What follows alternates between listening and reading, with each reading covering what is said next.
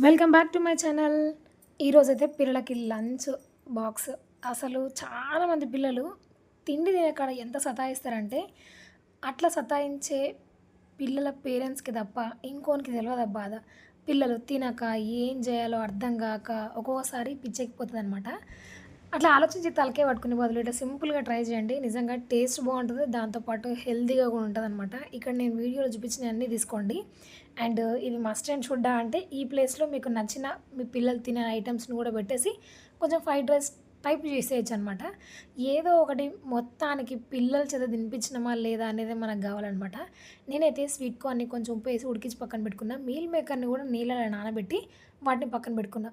Oil heat చేసుకొని, నూనె వేడి చేసుకొని, జీలకర్ర, ఆవాలు, శనగపప్పు, మినపప్పు, పల్లీలు మంచిగా వేయించుకున్న తర్వాత ఉడకబెట్టుకున్న స్వీట్ కార్న్, నానబెట్టుకున్న మీల్ మేకర్‌ని వేసి వాటిని కూడా 2 నిమిషాలు ఫ్రై చేసి, ఇప్పుడు పచ్చిమిర్చి, ఉల్లిపాయలు, టమాటాలు ఏసి 2 నిమిషాలు ఫ్రై చేయండి. అవి మెత్తగా కుక్ అవ్వాల్సిన పని లేదు. తర్వాత ధనియా పొడి, జీలకర్ర పొడి, దాంతో పాటు కొంచెం పెప్పర్ పొడి, సాల్ట్ వేసి మగ్గించేసేయండి.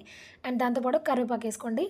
ఇప్పుడు దీన్ని పక్కన పెట్టి ఒక మంచి పాన్ పెట్టుకొని, కొంచెం నూనె ఒక గ్లాస్‌లో కోడిగుడ్డేసి, కొంచెం ఉప్పేసి, బాగా బీట్ చేసుకొని, ఆమ్లెట్ ఏసి, దాన్ని ముక్కలు ముక్కలుగా కట్ చేసి పక్కన పెట్టిన కడాయిలో చల్లార్చిన అన్నమేసి కలిపేసి, నిమ్మకాయ పిండేసి పక్కన పెట్టి, కట్ చేసుకున్న ఆమ్లెట్ ముక్కలు దానిపైన సెట్ చేసి, దీన్ని వేడి వేడిగా ఉన్నప్పుడే బాక్స్‌లోకి సర్దేసి, పిల్లల బాక్స్‌లో పెట్టేసి, పిల్లల్ని బయటికి నెట్టేసి డన్ అనిపించేసుకోండి పని. టేస్ట్ మాత్రం సూపర్‌గా ఉంటది.